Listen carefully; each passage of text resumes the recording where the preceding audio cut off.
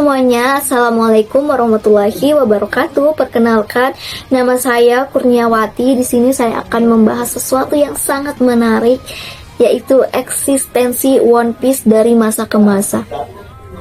Mungkin dari beberapa teman-teman ada yang belum tahu. Nah, One Piece ini bukan hanya sekedar manga atau anime biasa, tapi ini adalah legenda yang sangat menginspirasi bagi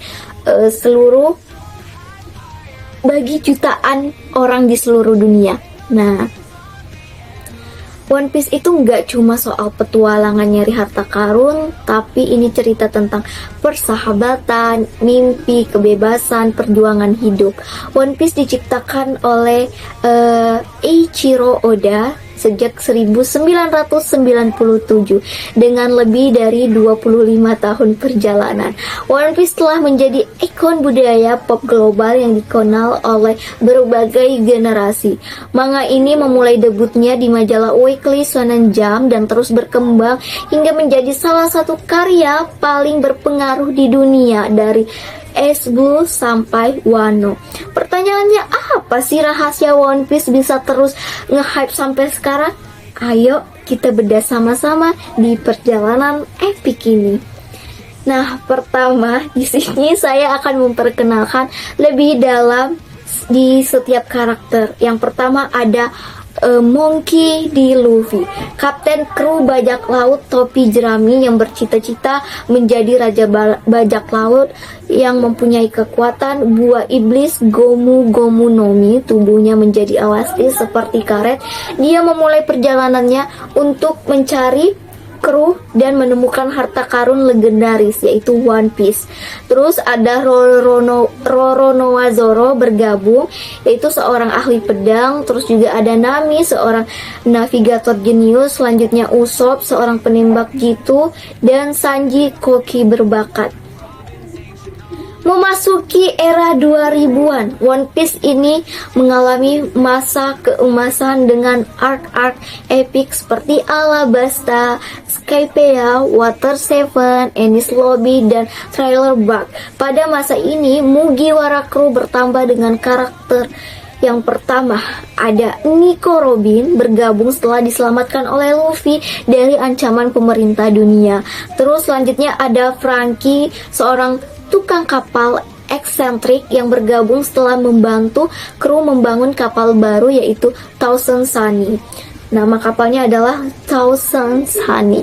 Terus selanjutnya ada Brook, seorang musisi sekaligus ahli pedang yang merupakan kerangka hidup karena kekuatan buah iblis Yomi Yomi no Mi.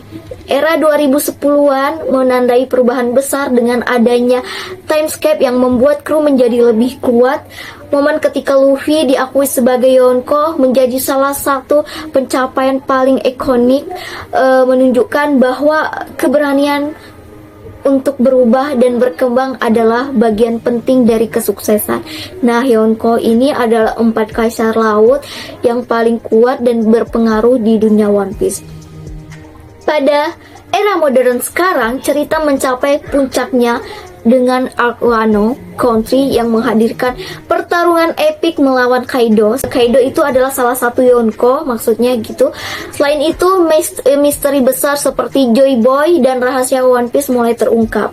Adaptasi live action oleh Netflix semakin memperluas jangkauan penggemar, membuktikan bahwa legenda sejati tidak akan pernah pudar.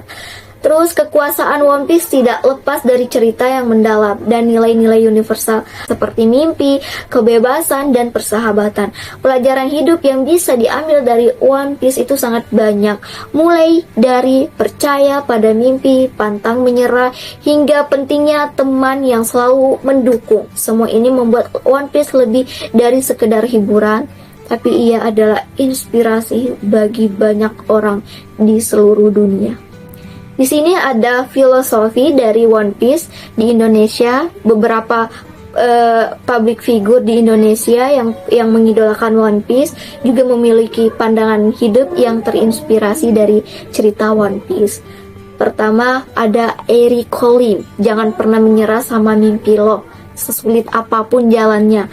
Raditya Dika, persahabatan dan dukungan teman itu segalanya. Terus ada Tretan muslim, jadi diri sendiri itu penting meski beda dari yang lain. Terus ada Iqbal Ramadan, kebebasan untuk ngejar impian itu hak semua orang. Jadi teman-teman, ayo nonton One Piece. Buat yang belum nonton, jangan pikir panjang lagi ya, karena One Piece itu cerita yang sangat seru banget, penuh aksi, tawa, dan momen-momen yang bikin kita terharu. Jadi buat teman-teman, ayo gabung bareng Luffy dan Mugiwara Crew buat jelajahi Green Line. Teman-teman pasti akan ketagihan sama petualangan epiknya. Seru banget pokoknya. Itu saja pembahasan dari saya selama 5 menit. Saya ucapkan terima kasih. Wassalamualaikum warahmatullahi wabarakatuh. Bye-bye.